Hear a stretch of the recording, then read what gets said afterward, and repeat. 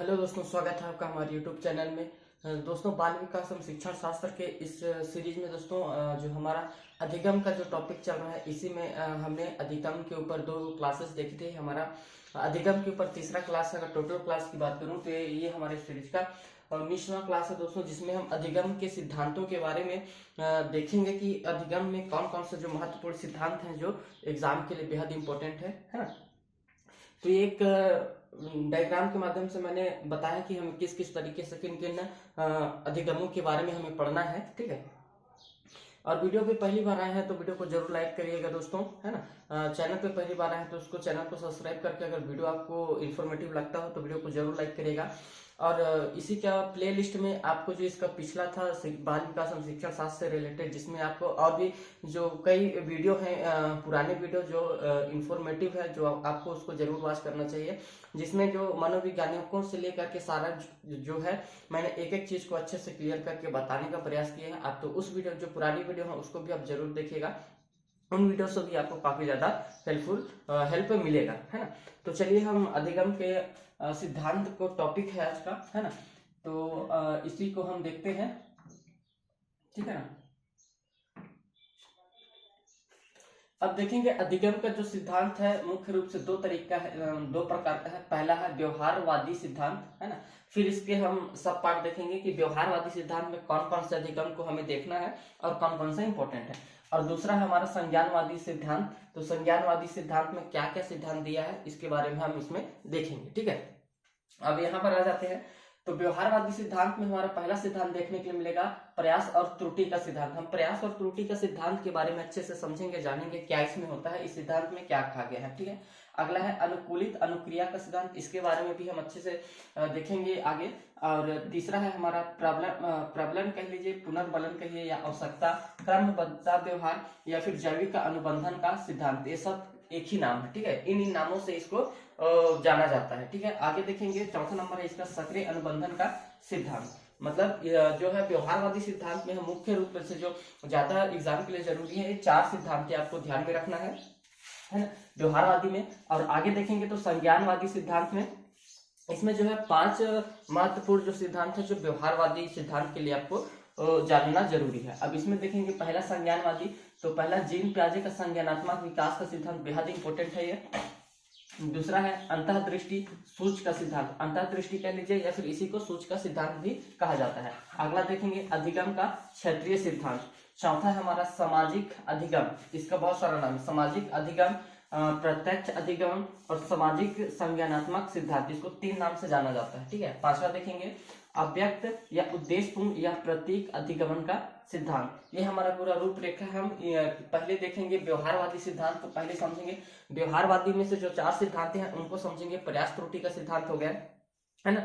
और अनुकूलित अनुक्रिया का सिद्धांत देखेंगे, ठीक है। पुनर्बलन का सिद्धांत देखेंगे और सक्रिय अनुबंधन का सिद्धांत देखेंगे। इन सिद्धांतों में किन किन बातों को आपको ध्यान में रखना है, क्या क्या मेजर इंपॉर्टेंट पॉइंट हैं जो आपको ध्यान में रखना है। अगर हम अधिगम के सिद्धांतों को अगर आप पढ़ रहे हो तो आपको कम से कम इतनी चीजें जानकारी होना चाहिए, ठीक है।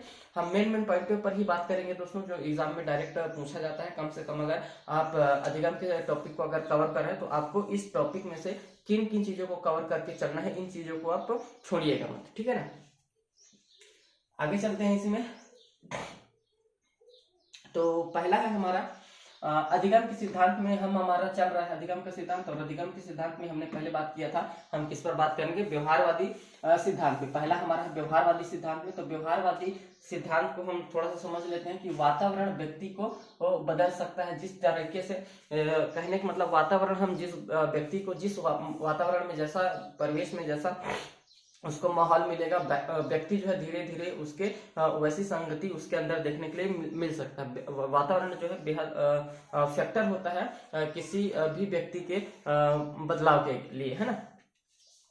अब इसको मानने वाले कौन थे तो आप देख सकते हैं जेबी वाटसन, वुडवर्थ, पावलॉव और सीएल हल और बोरिंग, ऐसे जो मेन बहुत से ऐसे मनोवैज्ञानिक होते हैं जिन्होंने इनका समर्थन किया था, ठीक है। आगे देखेंगे पहला हमारा है प्रयास और त्रुटि का सिद्धांत। ये किसका ही है, तो ये व्यवहारवादी का एक पार्ट है ना।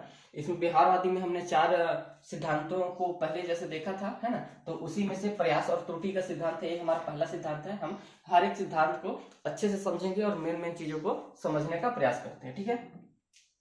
इसी में देखेंगे तो हमारा आता है प्रयास और त्रुटि का सिद्धांत। एग्जाम के लिए बेहद इंपॉर्टेंट है, चाहे आप सीजी टेट की तैयारी कर रहे हो, सी टेट की 2025 की सी टेट की अगर आप जुलाई सेशन की अगर आप तैयारी कर रहे हो तो आप इन सारी चीजों को जरूर देखिएगा, बेहद इंपॉर्टेंट है। और किसी भी शिक्षक भर्ती से रिलेटेड अगर आप तैयारी कर रहे हो जिस पर बाल विकास शिक्षण शास्त्र पूछा जाता है, तो आपको इन सारी टॉपिकों को अच्छे से कवर करना है ना।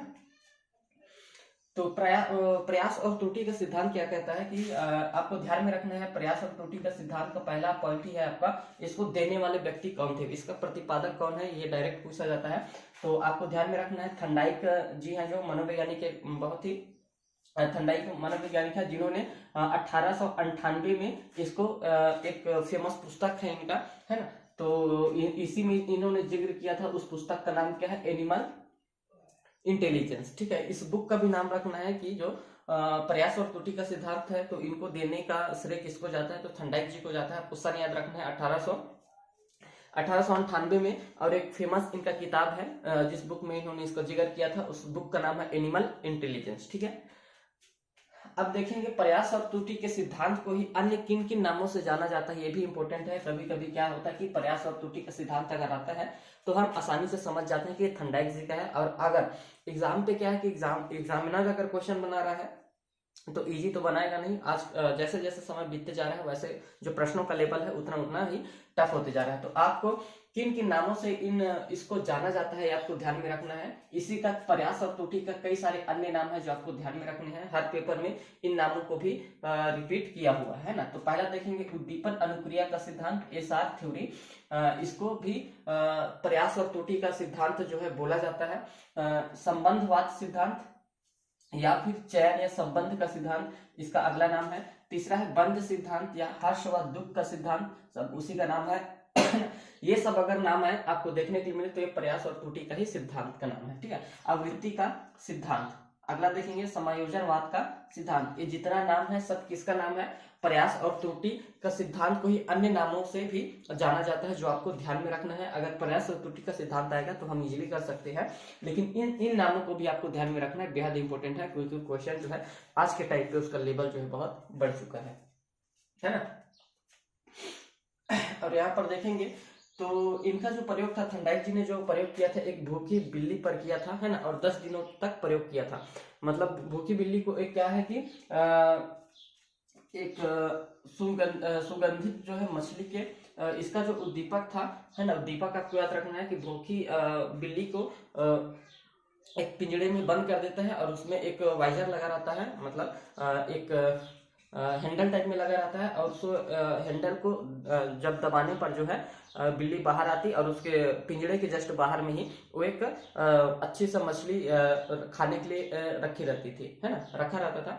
तो बिल्ली क्या करता था प्रयोग में कि बिल्ली जब उसको भूख लगी बिल्ली को, तो वो पिंजड़े के अंदर बहुत ही इधर उधर भाग दौड़ करने लगती है। और जो लीवर लगा रहता है, जो हैंडल था, उस पर गलती से पैर रखा तो उसका जो शटर होता है, गेट होता है पिंजड़े का, वो खुला और जो है बिल्ली जाकर के अपना मछली खा पाती है, ठीक है। तो इस तरीके से उद्दीपक का हमें ध्यान रखना है ना। प्रयोग इन्होंने जो प्रयोग किया था आपको याद रखना है, भूखी बिल्ली पर प्रयोग किया था, 10 दिनों पर प्रयोग किया था। और जो उद्दीपक के रूप पर इन्होंने प्रयोग किया था, तो एक उद्दीपक के रूप में उसे क्या दिया था, एक मछली का टुकड़ा दिया था, ठीक है। इन चीजों को आपको इसमें ध्यान में रखना है, ठीक है। प्रयास व त्रुटि सिद्धांत का शिक्षा में उपयोग, यहाँ से भी प्रश्न जो है बनता है, तो आपको इसको ध्यान में रखना है। क्या मतलब प्रयास और त्रुटि का सिद्धांत जो है शिक्षा में किस तरीके से इसका उपयोगिता है, इसको हम समझते हैं क्या क्या हो सकता है। तो देखेंगे यहाँ पर, ठीक है। बड़े तथा मंद बुद्धि बालकों के लिए यह जो है विधि जो है, सिद्धांत जो है, प्रयास और त्रुटि का सिद्धांत जो है उपयुक्त होता है ना। आप स्क्रीनशॉट लेते चलिएगा और नोट भी साथ साथ बनाते चलिएगा।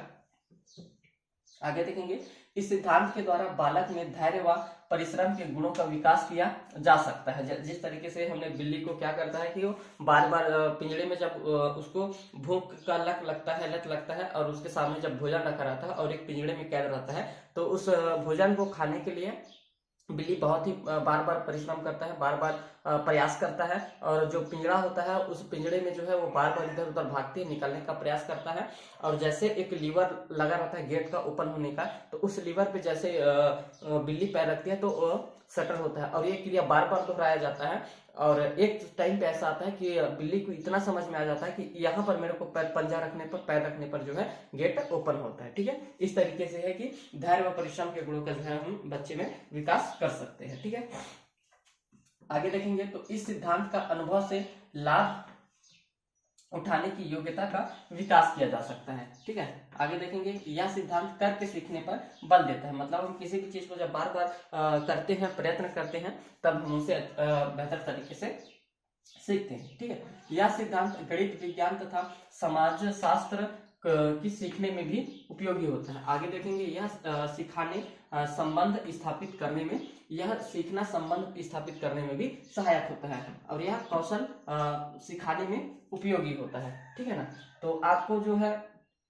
इन चीजों को ध्यान में रखना है कि जो प्रयास और त्रुटि के सिद्धांत में इन चीजों को आपको सारा चीज जो मैंने बताने का प्रयास किया है उसको आपको ध्यान में रखना है, और इनसे डायरेक्ट जो है प्रश्न पूछा जाता है। आप इसका प्रयोग याद रखिएगा और उद्दीपक याद रखिएगा, और प्रयास त्रुटि का सिद्धांत किसने दिया था, है ना, कब दिया था, और इसका जिक्र किसमें हुआ था, है ना, जो मैंने बता दिया कि एनिमल इंटेलिजेंस नामक एक फेमस बुक था जो थंडाइक के द्वारा इसमें जिक्र किया गया था।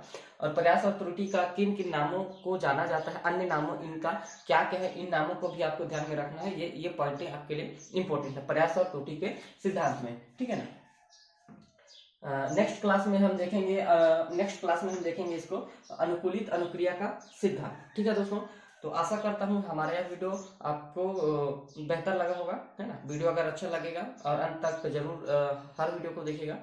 वीडियो अगर अच्छा लगे तो लाइक करेगा और अपने साथियों तक ज़्यादा से ज़्यादा हमारे वीडियो को शेयर करिएगा।